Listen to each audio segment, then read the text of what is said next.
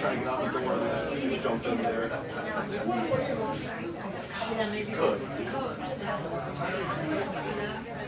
Yeah.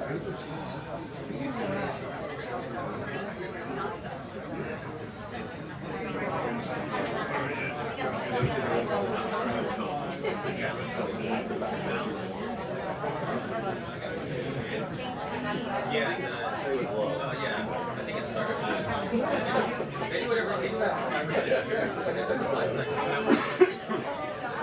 That one's like, you know, may not just that the same way.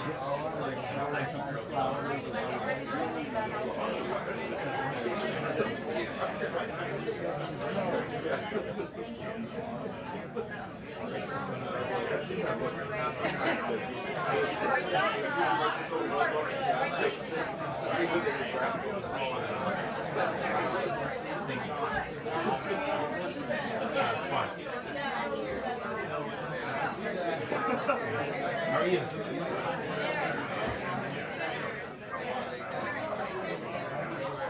No.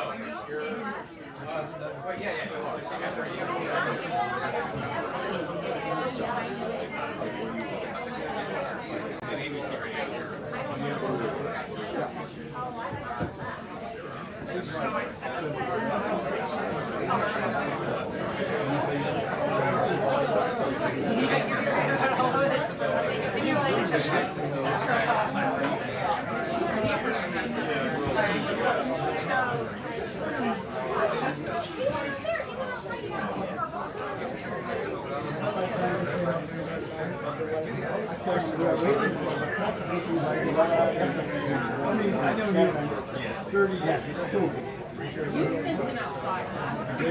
You did too. He was saying you're wrong. She still had over there so much trash. And I came back and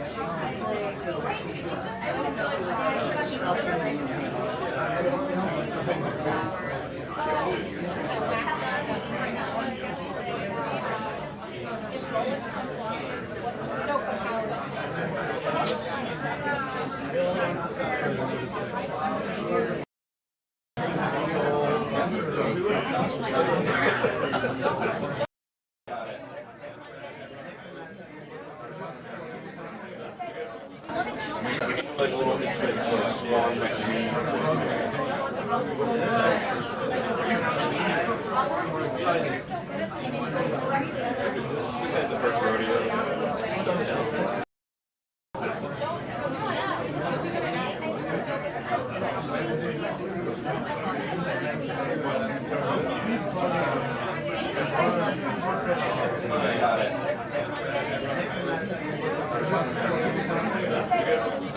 We can do like a little swan machine.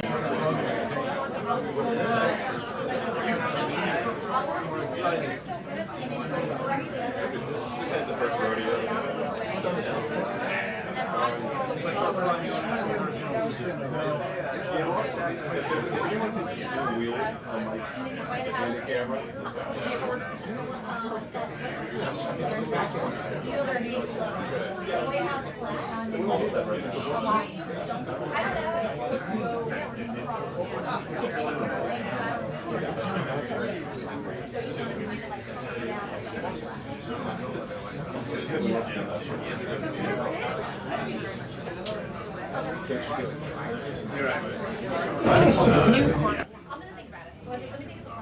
I want to talk to you guys about this. This is very serious.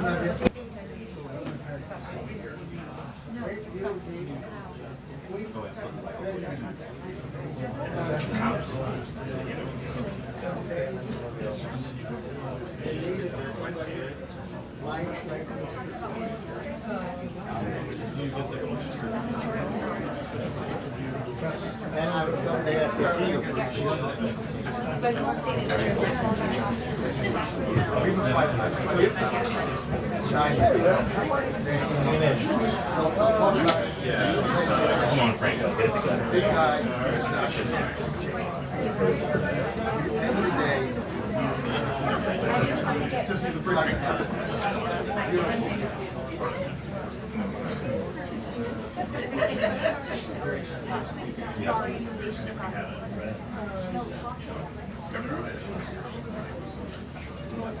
How are you? Learn how to say not that funny day.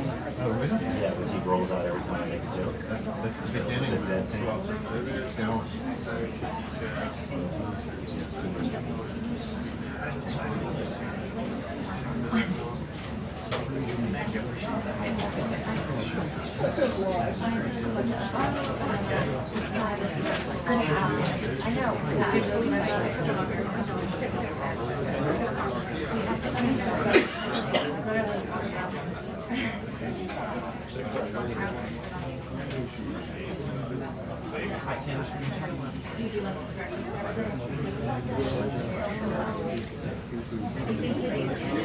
So do you want to do like, I know a lot about quinceañeras, like a choreo, I know a lot about quinceañeras, like a choreographed thing, or do you want to just be like kind of like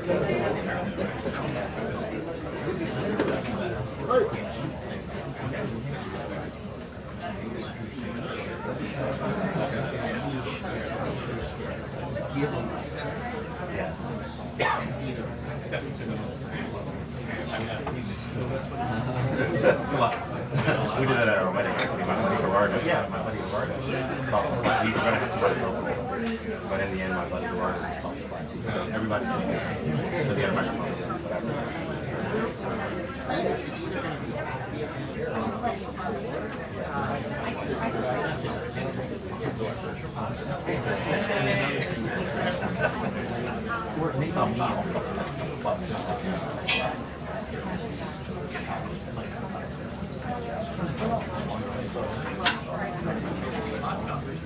yeah, it's like a private lesson. And he's also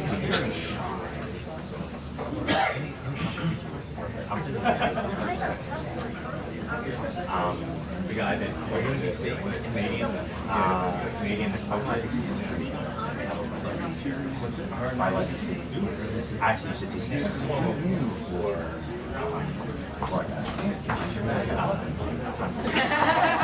It really brings that to life. These are our core You're looking at it, you're like, he works with kids. So you want to give her a private group lesson. Nothing yet.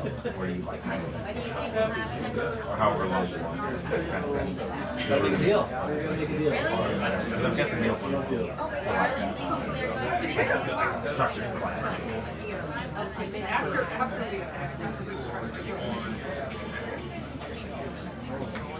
Victor, you can't be doing this stuff. You gotta focus.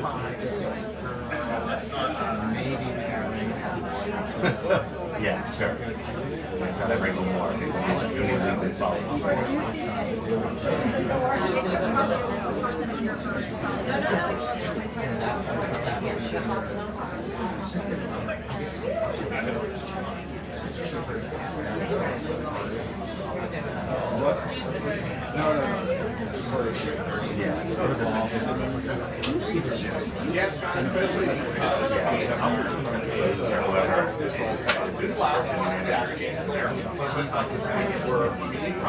She started out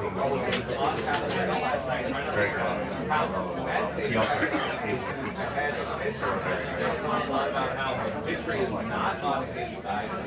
it's not economic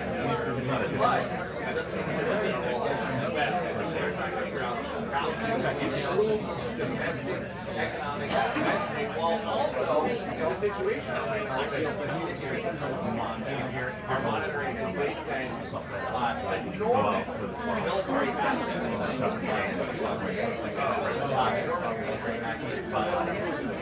you know, it's just like I want to go on like 1 or 2 private classes are more physical, but it's just, you know,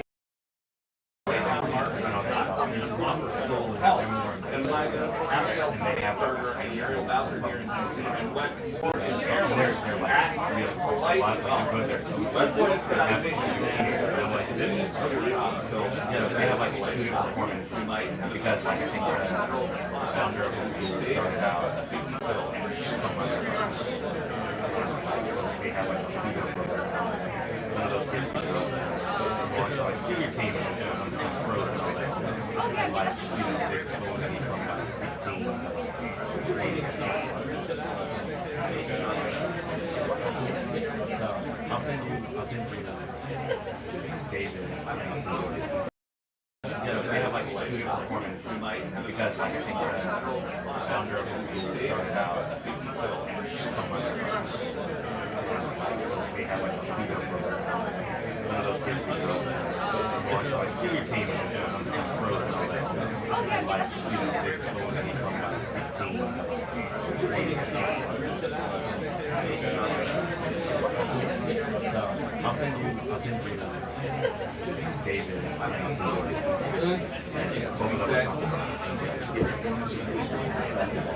Fighting for rebound. Tyler has a use of play basketball.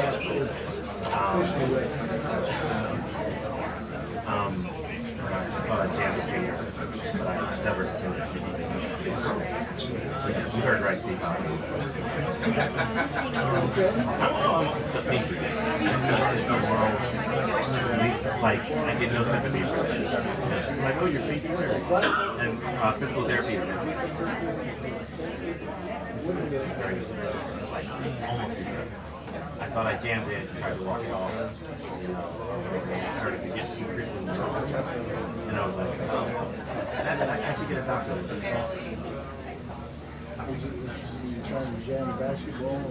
Yeah, because you know, I was fighting for rebounding since I was the youngest, and he won.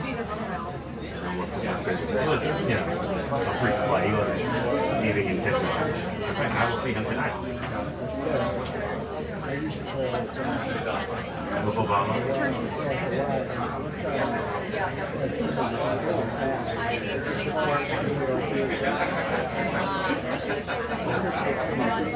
Yeah, I've dislocated this one twice, and this one once, and it's just like, my wife is like, why are you so big? Like, I'm less than I am with her, you know, and then like, you know, trying to end.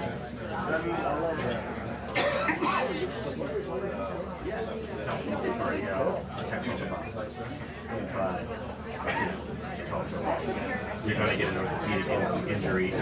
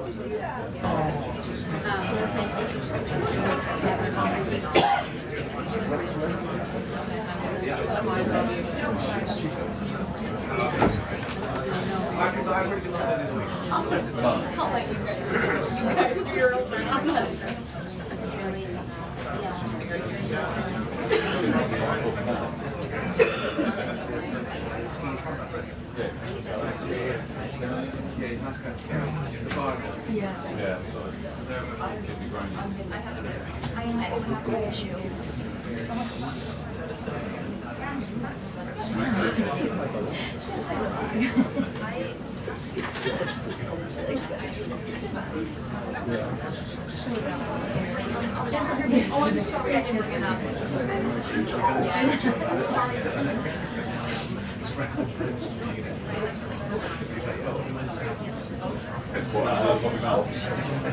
Oh, wait, are you a Midwestern? You just feel like, no, but you did, you're like, I'm a Texan, okay. but I do recognize the value of the up. Oh, Yeah. oh, it's like it's a casual How do you think I got from back there to up here? a Couple ups. I have one other trick. Some people, I just say a hot dog. Hot? Oh, thank you. Jump the other. So I live in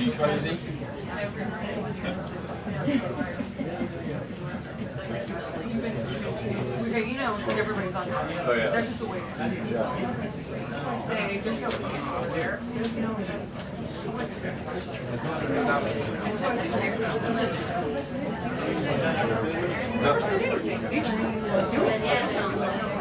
I'm standing there. I even learned what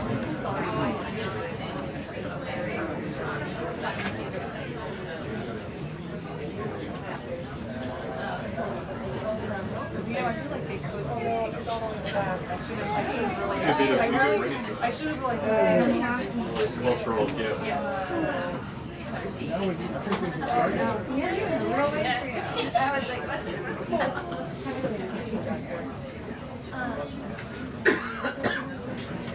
is Evan back there? Where's Evan? Oh! Right here, beside me. Hey, Evan! Just the person here. What?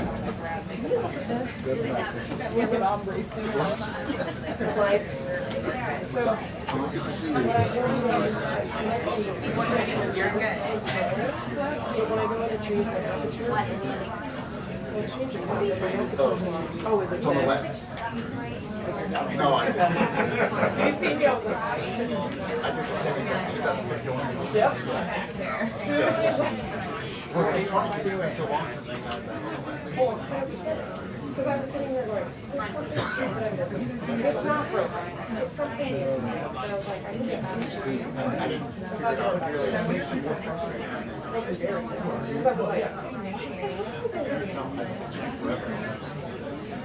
you see my face?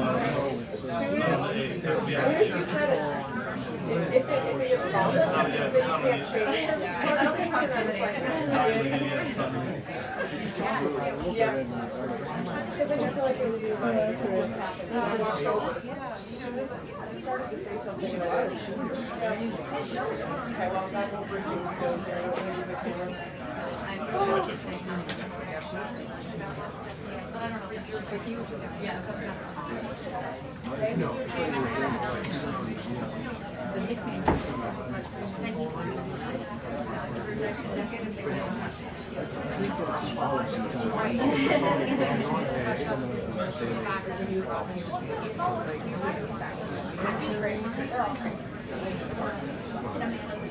I know I do.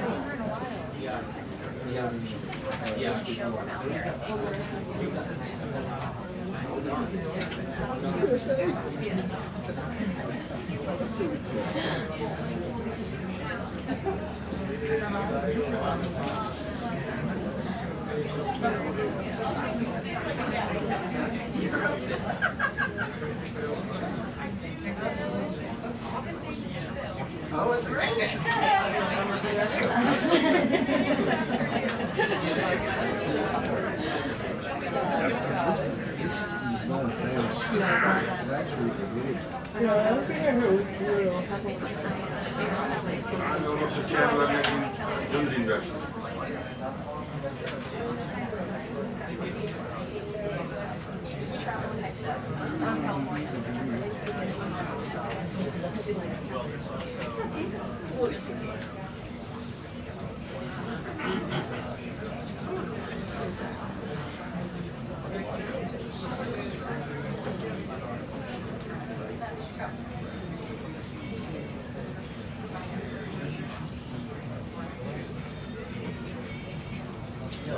He's happy, I don't know.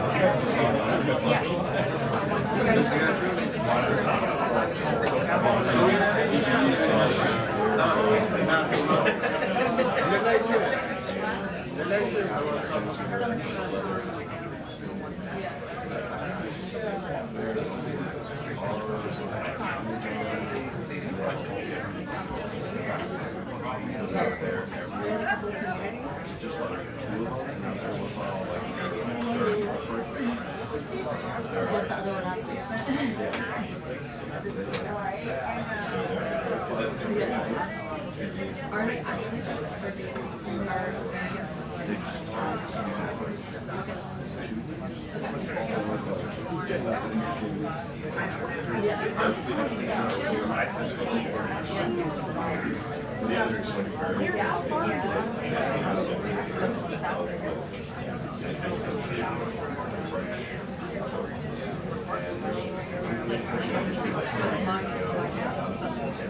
yeah.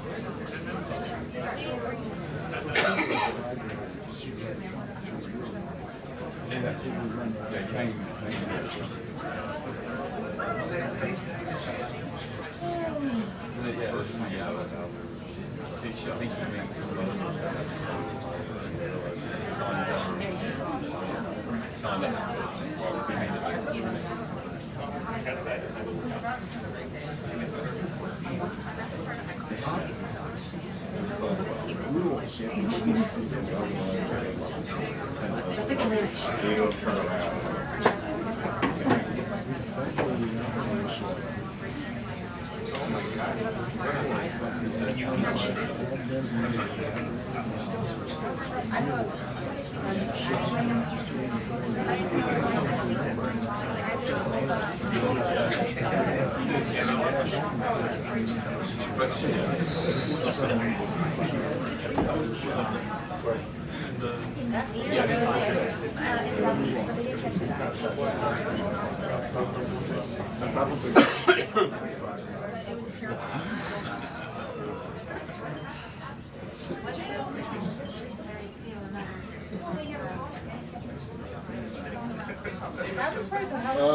exactly. It was okay. Yeah, they were looking for that guy. There was fire drills in the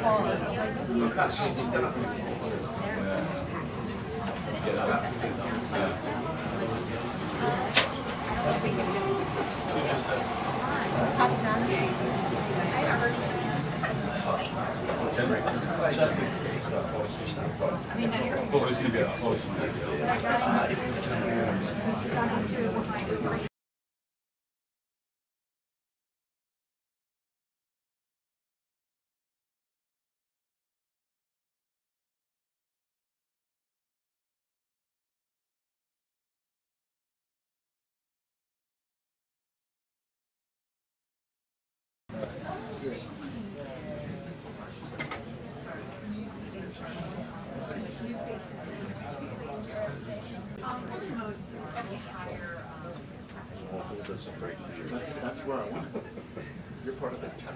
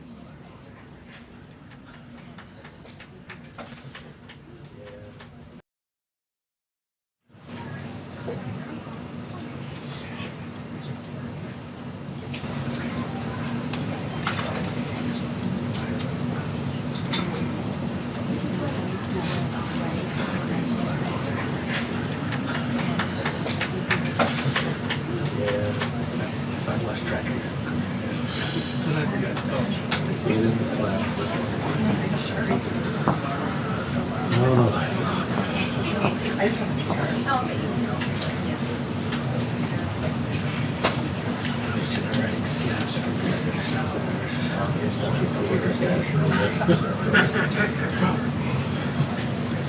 went outside.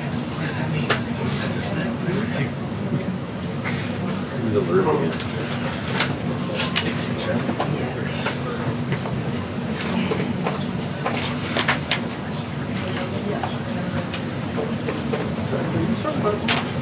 My mother is. Yep. I started my career. Oh, really? But this is amazing. Those were the days. Time ago. The Truth Commission and Oh, yeah, that would have kept you busy. Were you with AP then? I was, yeah. Wow. Where's my mom? My mother's family's in and around Montego. Okay. And we got a bunch in the capital now. He was great. Capital, I like Capital. It's gotten better. It's gotten better. My parents were just there last week. Yeah? They went to High Lab. Yeah. They went to High Lab commercial. Yeah. Okay. Okay. Used to it.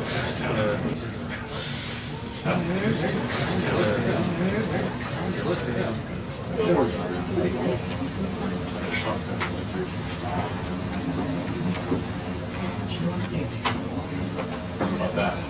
Yeah. It's good. He's good. How's everything?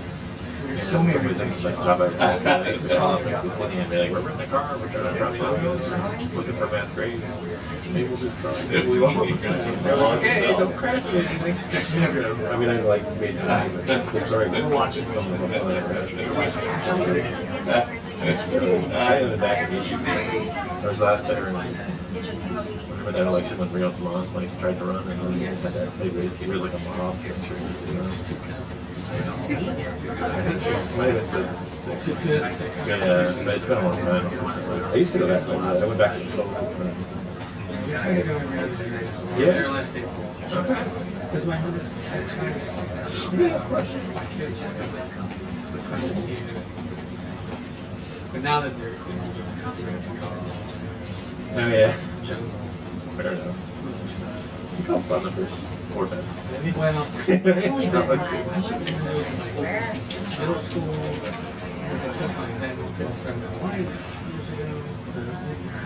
I wonder if they've done it excavated now. The same. It's Really world's like treasure. yeah. Because of the range.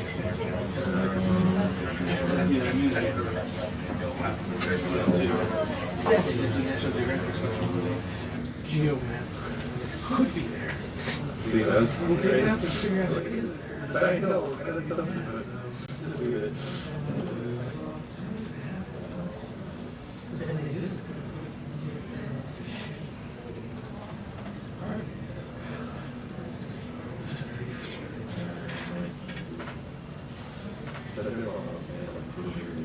Yes.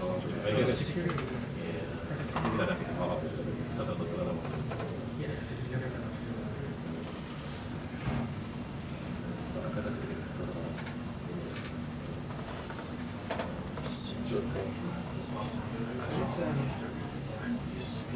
It's fun because I was like, I realized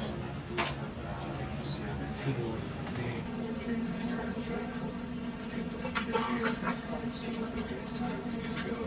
any of this. It's true. It's cat. That's a good point. And they've done a decent job. Have they exploited it? Okay. Less expensive. Beaches and resorts with you have fun. Yeah. Good. Here we go. Hello everybody. Good afternoon. Thank you for your patience as always. Let's begin with some scheduling announcements for the remainder of President Trump's very busy week. Today at 3 p.m., President Trump will host a Black History Month reception in the East Room of the White House. I know many of you will attend and we will see you up there.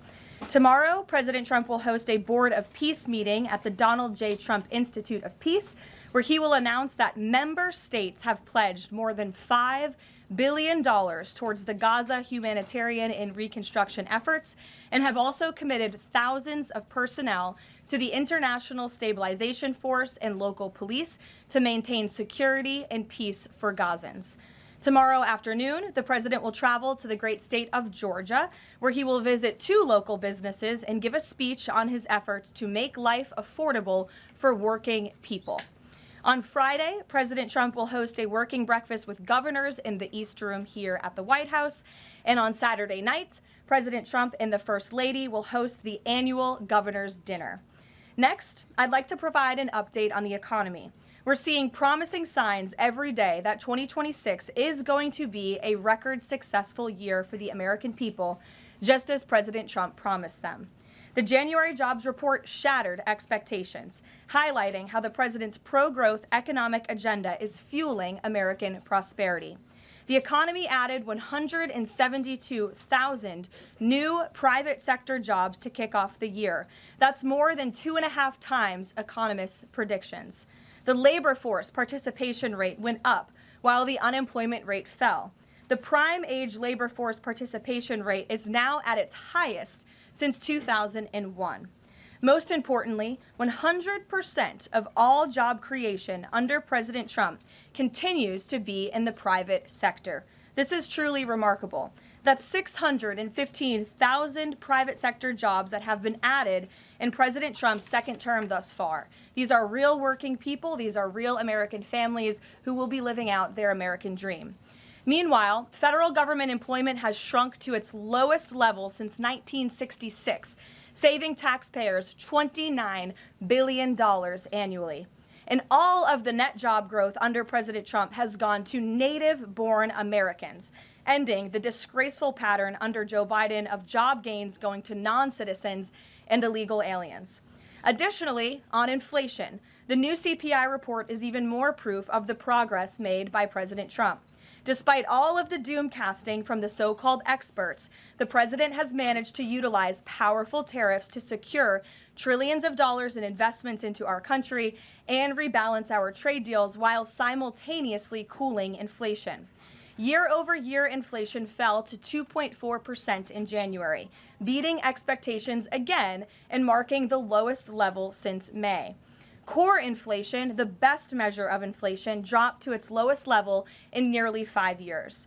Meanwhile, real average hourly earnings for all private sector workers rose in the month of January, which means more money is going back directly into people's pockets. After only 1 year of President Trump back in office, real earnings for all private sector workers have outpaced inflation by nearly $1,400, earning back roughly half of the $2,900 they lost under Joe Biden when 40-year high inflation was stealing Americans' purchasing power. President Trump's policies are and will continue to allow Americans' incomes to go further for bills, retirement, and achieving the American dream. A key part of the American dream is buying a home. And that is finally becoming more affordable under this president. This past week, it was announced the annual mortgage cost for a new home has fallen by $4,000 so far under President Trump, after rising by roughly $15,000 under Joe Biden. As a result, mortgage affordability has reached a 4-year best following recent bold action by the president to make home ownership more attainable for American families, not large Wall Street corporate institutional investors. At the same time, national median rents have fallen to a 4-year low and have declined for 6 consecutive months. The annual rental cost for a new rental unit has fallen nearly $100 so far under President Trump, after rising more than $3,000 under Joe Biden. And many are crediting that to the president's deportation efforts to remove illegal aliens from our communities and therefore from housing that should be used for American citizens. At the grocery store, the price of eggs, dairy, cheese, fresh fruit, apples, oranges, potatoes, tomatoes, and butter have fallen since President Trump took office, and he is continuing to fight for even lower prices at the grocery store for the American consumer. At the gas pump, fuel prices are down by almost 10% over the past year. The average national price for a gallon of regular gas is now less than $3 and is approaching $2.70 in some states, and much lower than that in many states across the country as well. We've seen in several states gas is under $2 a gallon. And at the pharmacy, prescription drug prices are down over the past year, with even more price relief ahead for American patients, thanks to President Trump's most favored nation drug pricing deals and the great health care plan, which he is calling on Congress to pass as soon as possible. What President Trump wants Americans to understand is that this is only the start and the best is yet to come. The historic success that we have seen since he took office is just the beginning of enormous growth and opportunity that we are about to witness. And I know the president looks forward to hitting the road and being with the great people of Georgia tomorrow to talk about just this. So with that, today, I know there's a lot of news. I will open it up to take your questions, and we're going to start, as always, with our new media seat, the great Michael Graham from Inside Sources. Thank you for being here, Michael. Thank you for having us, and thanks from our 200 newspaper partners around the country. So you mentioned gas. We didn't mention natural gas. And back where you live, your friends and family are paying among the highest prices for natural gas to heat their home and for electricity generation, the #1 source of power across New England. The cheap gas is in Pennsylvania. The two highest places to buy gas in the country, New York City and Boston. The problem is the blue states will not allow the gas to travel to produce electricity or to reach customers. When President Trump first came back in office, there was some talk, him and Governor Hochul in New York possibly reaching a deal. When will consumers in the Northeast feel relief from President Trump's energy policies, and what can he do about state objections to expansion of infrastructure? Then I have a quick follow-up. Sure, absolutely. Well, the president has promised all Americans across the country, and in particular in the Northeast, where we do face much higher costs of electricity and of energy, unfortunately, because of the Democrat policies in the area. From the federal government's perspective, the president and the National Energy Dominance Council, Secretaries Wright and Burgum, are doing all we can when it comes to federal permitting.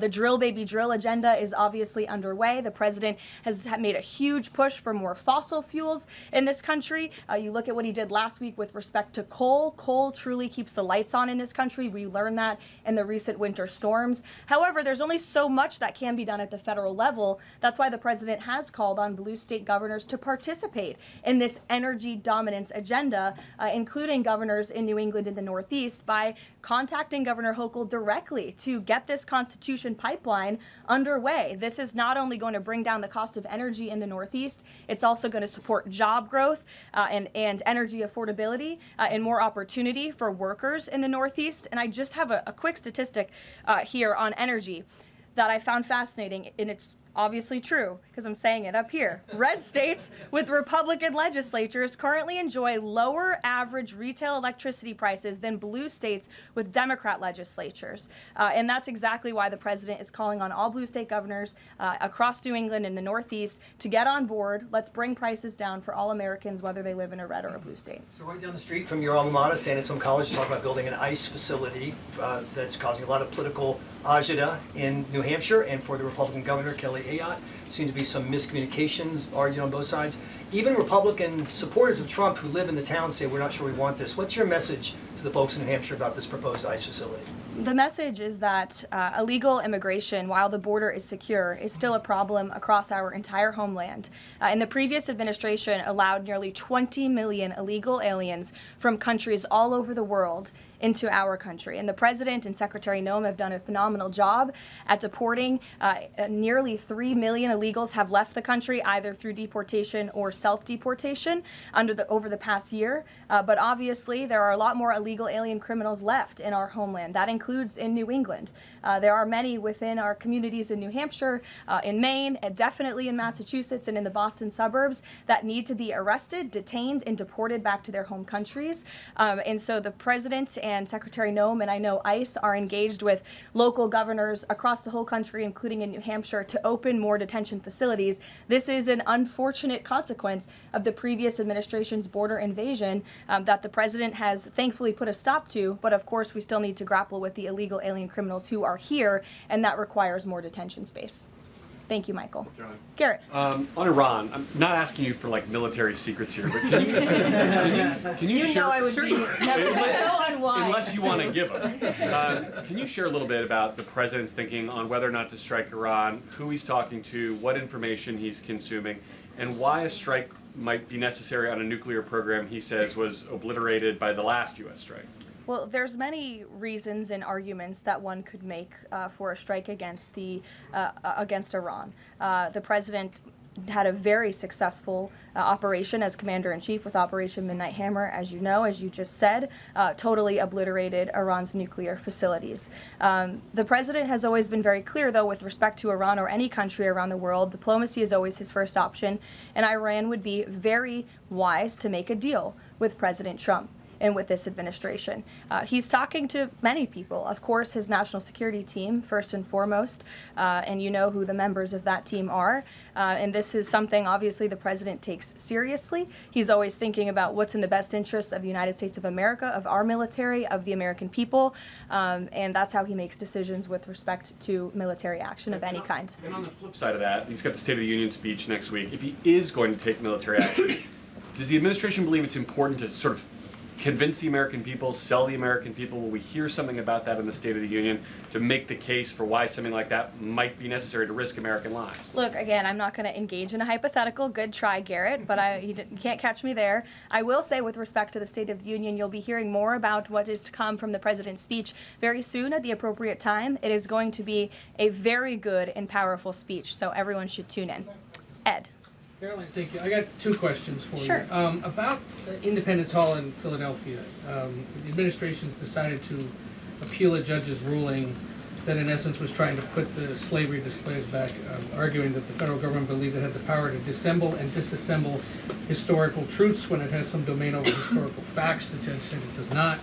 The administration said that you were planning to put up updated interpretive materials and provide a fuller account of the history of slavery at Independence Hall. What more was the administration, or is the administration, planning to add? I'm not familiar with this specific instance, Ed, to be honest with you, but I will check in with the appropriate people who are overseeing this, and we'll get you a more firm answer. One other question then. Yesterday in his statement about Jesse Jackson, the president said, despite the fact that I'm falsely and consistently called a racist by the scoundrels and lunatics on the radical left, Democrats all, it was always my pleasure to help Jesse along the way.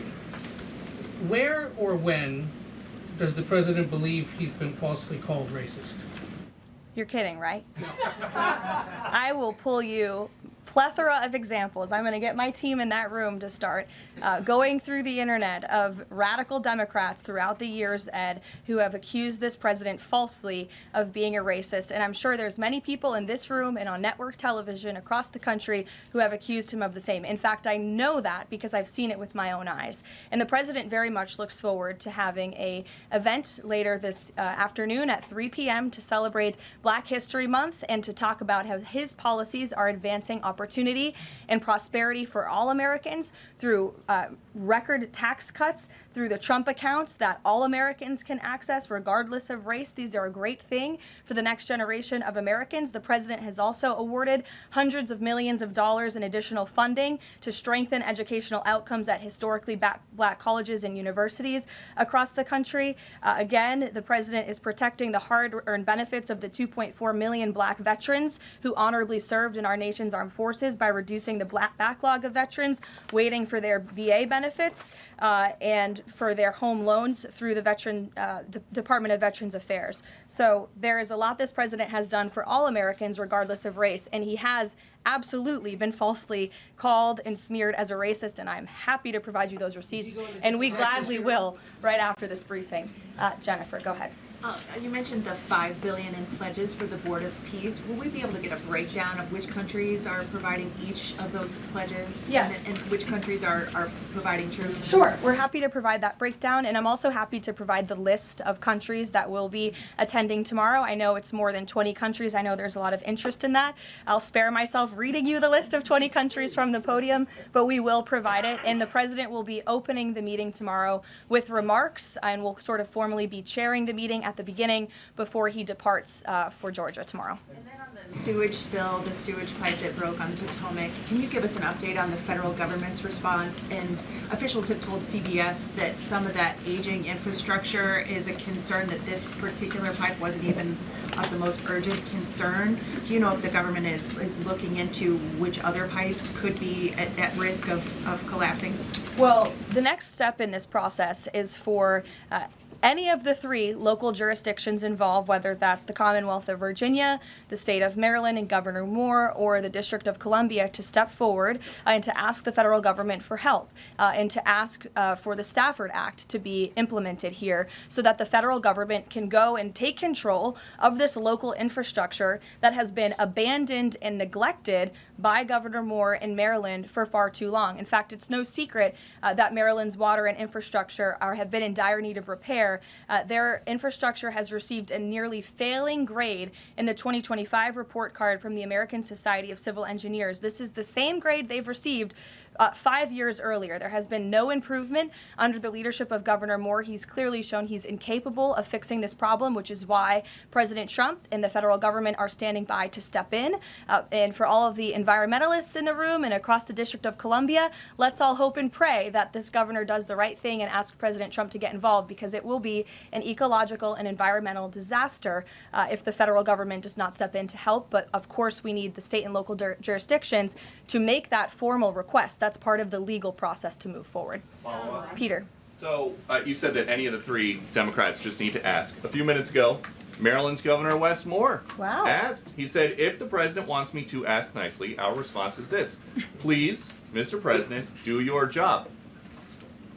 To which I say, I'll ask the president and we will provide you with the next steps. But in all seriousness, the federal government has been preparing plans. The White House has been in contact with FEMA, with the Army Corps of Engineers, with the Environmental Protection Agency. Again, we've been standing by. This is a problem we want to fix, not just for the federal government, but for everyone who lives in the District of Columbia, including all of you. So you're welcome. To your point about that, there are a lot of events coming up for America 250.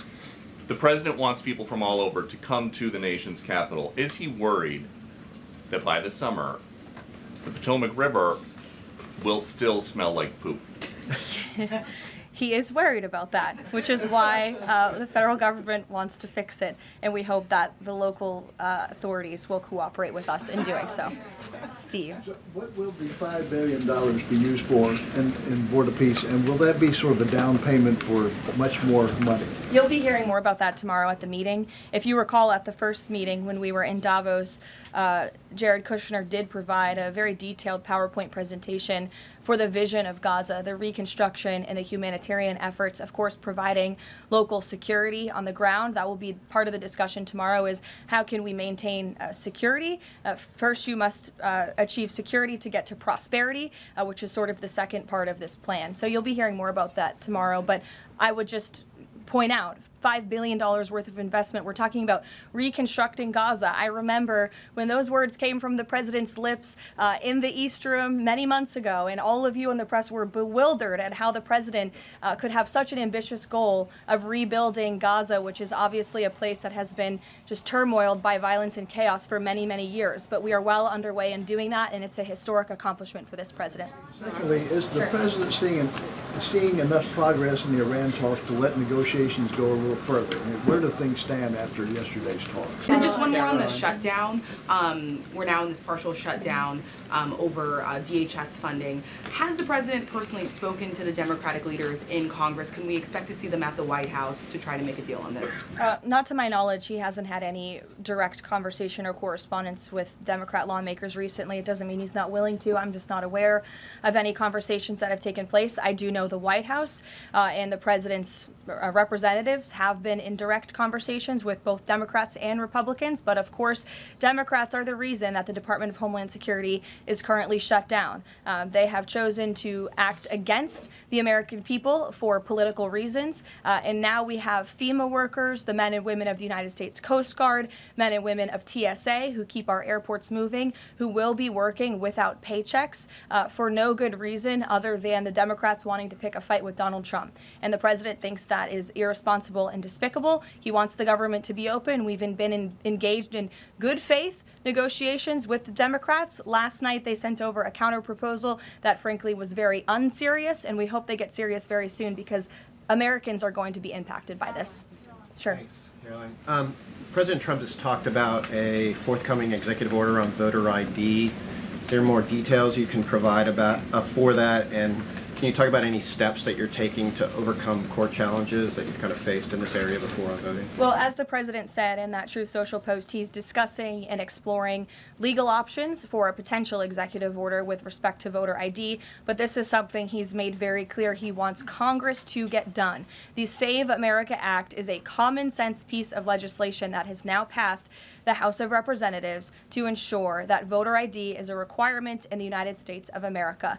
This is a common sense policy that nearly 90% of the country agrees with. You need an ID to go and purchase alcohol. You need an ID to go to the library and check out a book. And so the president thinks you should have an ID to vote in our nation's elections. And I know the vast majority of Americans agree with him on that. And he wants Congress to move quickly to get it done. Thank you so much. Can I ask Cuba something? Sure. On Cuba, you know, it's increasingly being described as a humanitarian crisis. What is a successful outcome for the U.S. that the U.S. wants to see in Cuba? Is there anything less than regime change that would be considered success?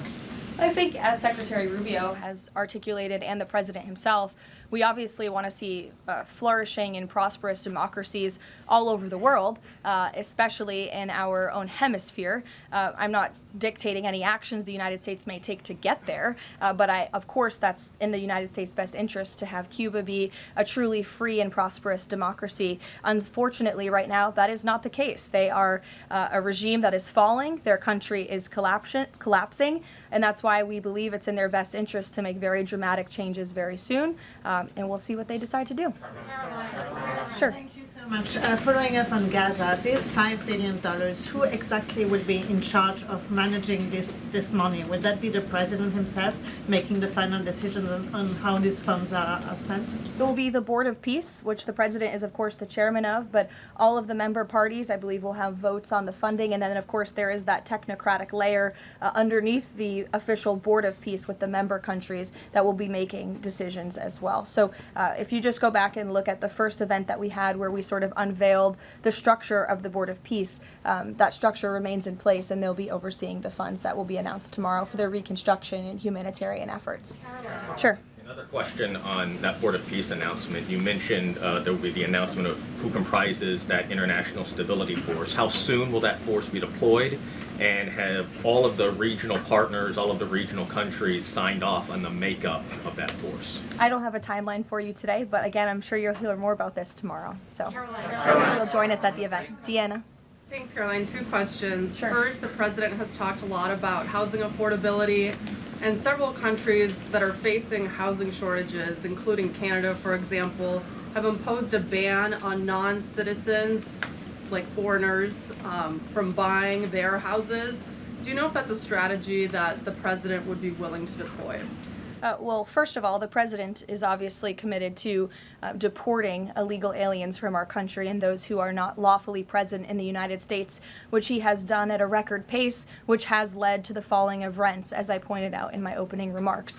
Secondly, the president has recently announced that he is fighting for a ban on institutional investors and Wall Street billionaire corporations from buying up single-family homes that should be lived in his opinion, by American families. We know this is going to have a remarkable impact on the housing market and on prices and supply and demand for the American consumer and the American family. And then thirdly, the president is also expediting permitting as fast as we possibly can to build more homes, to increase supply, to obviously bring down the cost of home ownership and purchasing homes for the American people. And then also, as I mentioned as well, we do see mortgage rates falling. So all of this is combining to make housing more affordable in this country. There's still a lot more to do.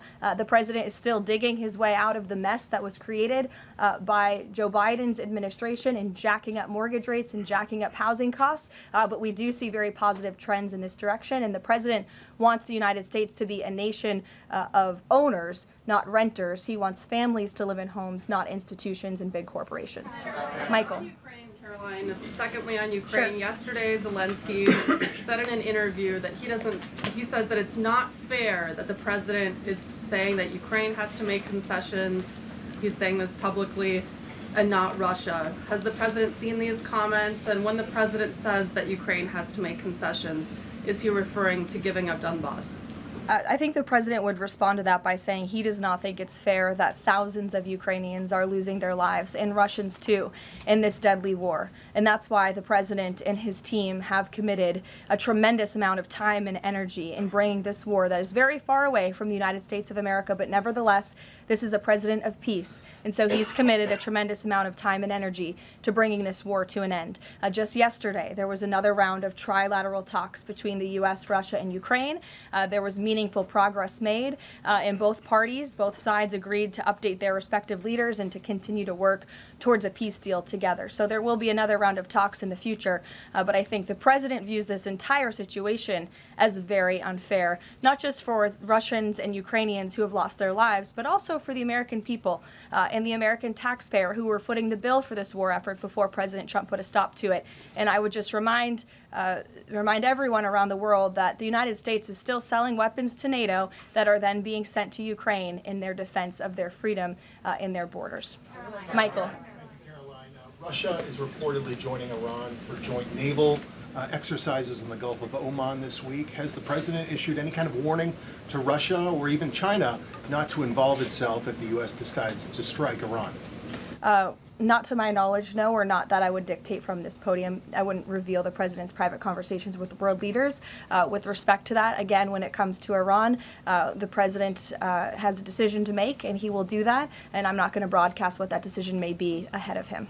President Barack Obama, Caroline, was recently asked if aliens are real. He says they're real, but he hasn't seen them. The president's daughter-in-law, Lara Trump, told Miranda Devine of the New York Post that the president has a prepared speech on this issue that he prepares to deliver at the right time. Is that true? And does the Trump administration believe aliens are real? Well, a speech on aliens would be news to me. That sounds very exciting, though. I'll have to check in with our speech writing team.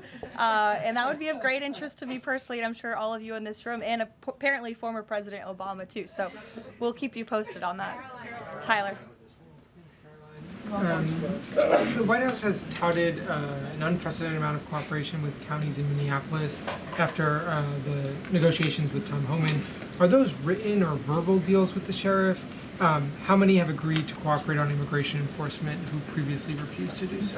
Yeah, the last time I spoke with Mr. Homan, which was just a few days ago, he assured us that nearly every single county in the state of Minnesota has agreed to notify ICE when they are releasing criminal illegal aliens from their jails. This is an unprecedented level of cooperation that we have not seen. It has led to not only cooperation to detain illegal aliens in Minnesota, which just this past week I have looked at the list. They've detained some very heinous people who none of you would want living in your communities, but has also led to a much more calm situation on the ground. We've also seen, and you've seen this with your own eyes play out, the local police and the state police have now cooperated in the arrests of left-wing agitators and criminals who are unlawfully obstructing immigration enforcement in their efforts. So this is a huge win, and again, the president sent Mr. Homan to Minnesota to do a job, and he has done it well, and I think the situation on the ground proves that. Are those like written agreements that they've been signed by various officials in the state? These are agreements that have been made by state and local officials in the federal government, and we are seeing that cooperation play out every single day.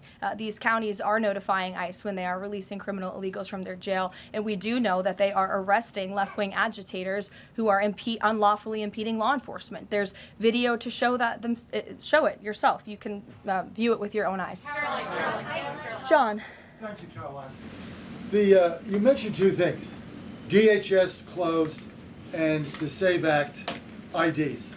Both of these could get solved in 15 minutes if Senate Leader John Thune simply got rid of this phony 60-vote cloture rule and got 51 votes, and that would be the end of it, because everyone in this room knows if the Democrats take over, they'll get rid of that rule in 90 minutes. They already tried it one time, and the two Democratic senators that stopped it are no longer there, Manchin and Sinema. President Trump is backing a lot of these senators for re-election, and yet they will not get rid of the 60-vote cloture rule, which is holding everything up. What is the president's position on John Thune in the Senate finally getting rid of this so this legislation can get moved? Well, the president has a good relationship with Senate Majority Leader John Thune. They keep in very close contact, and they work together all of the time. I hear your passion in your voice, and I know it's shared by many Americans across the country, including the president himself. He wants to see the SAVE Act voted, and he's expressed that both publicly to all of you, the American people, but also privately in his conversations with Senate Majority Leader Thune and many other members of Congress as well. Yes, Rav, go ahead.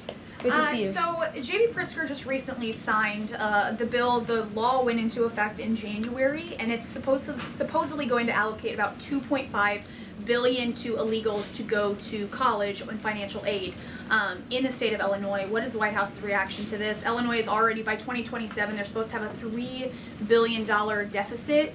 What's your reaction to that? Yeah, we'll have to take a look at that. I would say the president certainly thinks that Governor Pritzker is not doing a very good job of managing his state, as evidenced by not only the waste, fraud, and abuse, but also the crime in the city of Chicago that unfortunately Governor Pritzker has refused to pick up the phone and call the White House and ask for help on, which is something his residents want him to do, but he refuses to do for political reasons. As for the specific money, we'll take a look and get you an answer. You're welcome. John. Thanks a lot, Caroline. Two questions. One is about the president's trip to Georgia tomorrow. If you can provide some additional information about that, why Northwest Georgia was chosen for this particular trip, for instance.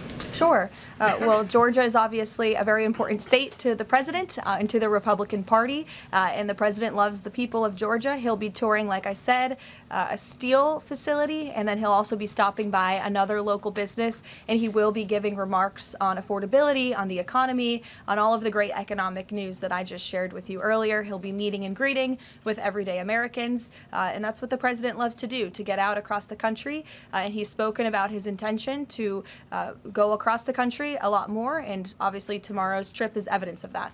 Secondly, last week, as you know, big event that took place in the Roosevelt Room, the president announcing that the EPA has repealed these federal limits on emissions for cars, trucks, and power plants. And in the president's presentation, he mentioned that American families will save $2,500 for a new car or truck. Where is the promise coming from automakers that they're going to pass along their savings to those families all across the country? It's a great question, John. That was an economic analysis that was provided to the president, and I'd be happy to provide that to you so you can take a look yourself. But I'm glad you brought up the president's announcement last week, because this is one of the largest deregulatory actions ever taken in the United States of America. And overall, it's going to save our country $1.3 trillion in regulatory burdens that have really done nothing for our country, nothing for our environment, nothing for our economy. In fact, this announcement received widespread and bipartisan praise. I think I recall seeing the editorial board of the Washington Post, of all places, even commending the president and Administrator Zeldin for this historic action last week. So there's no doubt it is going to save the American consumer money, and I'd be happy to provide that specific economic analysis to you. Sure, in the middle, go ahead. Yes. Thank you. Governor Moore in Maryland signed a bill that is ending the law enforcement cooperation with ICE. And by doing that, a lot of local sheriffs are not happy, and in fact, they met today in Annapolis to come up with either legal action. What is the message of the White House to those sheriffs and to the residents of Maryland? Well, first of all, it's another despicable action by Governor Wes Moore. Why would you prevent your state and local law enforcement from cooperating with federal law enforcement? If you just ask them, to your point, if you ask a sheriff across the country if they want to have that level of cooperation and coordination with the federal government, of course they do. It makes their jobs easier. It keeps them out of hostile and dangerous environments. It allows them to detain illegal alien criminals who have committed heinous crimes in our country with the most safe circumstances possible. So the president, of course, continues to always stand on the side of law enforcement, and this is another just horrible and frankly political action taken by Governor Wes Moore, and unfortunately the people of his state are going to reap the consequences of it. Sure. Thank you, Caroline. President Trump just said on Truth Social that it would be a big mistake for the UK to hand over control of Chagos Islands to Mauritius. But the State Department earlier this week has said that the U.S. does support that handover. So does this post now suggest that the U.S. does not, or that President Trump had changed his mind on this? The post should be taken as the policy of the Trump administration. It's coming straight from the horse's mouth. When you see it on Truth Social, you know it's directly from President Trump. That's the beauty of this president and his transparency and relaying this administration's policies to all of you and to the rest of the world. Carrie, go ahead. There's been a series of walkouts from public school students that have been sort of provoked by a number of public school administrators. What are your thoughts on this? What's the administration's thoughts on this? Will they be taking any actions on these walkouts against ICE? Look, I think obviously the president and the administration support the First Amendment rights of all American citizens, and if they're peacefully protesting, then that's their constitutional obligation and right and responsibility to do so. Of course, the administration also wants to see American school children in school learning and educating, and I think it does speak to the left-wing bias that is unfortunately very present in our nation's public school system, and it's something that Secretary McMahon has been working very hard to root out of our public school system by ensuring that local governance and local control takes place over our nation's public schools, and that parents and educators closest to students have a greater say over curriculum and academia in our country. Take a couple more. Go ahead. Thank you, Caroline. The Vatican announced earlier today that they would not be joining the Board of Peace initiatives over concerns that it could potentially compete with the United Nations over handling crisis conflicts. What's the White House's response to that? Yeah, look, we saw that. I think it's deeply unfortunate. I don't think that peace should be partisan or political or controversial. And of course, the administration wants all those who were invited to join the Board of Peace to join. Because again, the Board of Peace is overseeing the reconstruction of a territory that has been plagued with violence, with bloodshed, with poverty for far too long. And this president has a very bold and ambitious plan and vision to rebuild and reconstruct Gaza, which is well underway because of the Board of Peace. This is a legitimate organization where there are tens of member countries from around the world, and we think that's an unfortunate decision. In the back, sure. Thank you, Caroline. For me? I'll go to both of you, sure. Okay. Go ahead, and then Jake, you can go. You're welcome. Caroline, can you tell me, is there an update regarding that the White House has promised? I don't have an update for you on timeline, but I know that it's something that the president and his economic team continue to very seriously discuss. Thank you, Caroline. I've got two questions. First, does the president see some sort of religious or prophetic component to the unfolding developments in the Middle East? I haven't spoken to him about that particular perspective, to be honest with you, but of course the president wants peace for all people of all faiths all around the world, and that's part of his push to create peace in the Middle East, which he has done successfully. And my second question is, as his popularity rises around the world, and especially in regions where he's invested so much effort in promoting peace and ending wars, do you think we might be watching the emergence of a global magnet? Is this something that the president has discussed at all? Well, I don't know, Jake, but I sure hope so. Take a couple more. Go ahead. Sure. I wanted to ask you about Iran. As the U.S. military builds up around Iran, is President Trump coordinating war plans with Israel so that if he does decide to strike, that Israel will be a part of those strikes? Look, I don't have any specifics on the president's recent conversations with Israel. As you know, Prime Minister Netanyahu was just here at the White House last week or the week before. But again, with respect to Iran, there was some progress made yesterday. There are still a lot of details to discuss, and we'll continue to see how this plays out. You know, the United States government, of course, is always in close communication and correspondence with the state of Israel, and that starts right at the top with the president and Prime Minister Netanyahu themselves. One more. Go ahead. Last week we saw the underlying affidavit for the search warrant that was executed in Fulton County, and there was not any mention in that document about foreign election interference in the 2020 election. I'm wondering if DNI Gabbard has uncovered that in Georgia or in Puerto Rico, where we know her team was sent as well? I don't have any updates for you on that today. I would defer you to the director's office herself. Karoline, Sure. two questions. One on the president's schedule today. It says he has signing time. What is he signing today? Are we expecting executive orders or actions? That's the first question. And then second, the Wall Street Journal is reporting that a U.S. arms sale package for Taiwan is in limbo.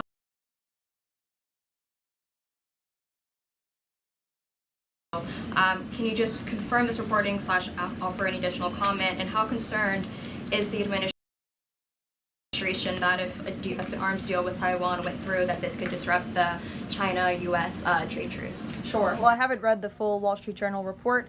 I will just say with respect to an arms sale to Taiwan, I don't have any announcements or updates on that for you today.